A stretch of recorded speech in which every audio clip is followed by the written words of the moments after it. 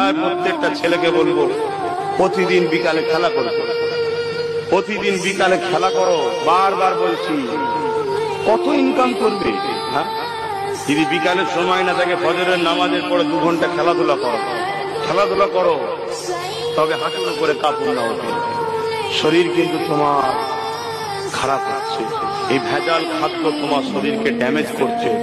তুমি এক্সারসাইজ করো, খেলাধুলা করো, ছুটোছুটি করো, তোমার শরীরের টেম্পার বাড়বে, ইমিউনিটি বুস্টার বাড়বে।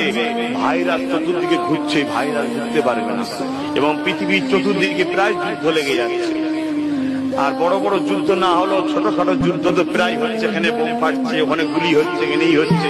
এর একটা ভাইরাস ছড়াচ্ছে, এটা পয়জন জিনিস, তো বারুদে পয়জন থাকে।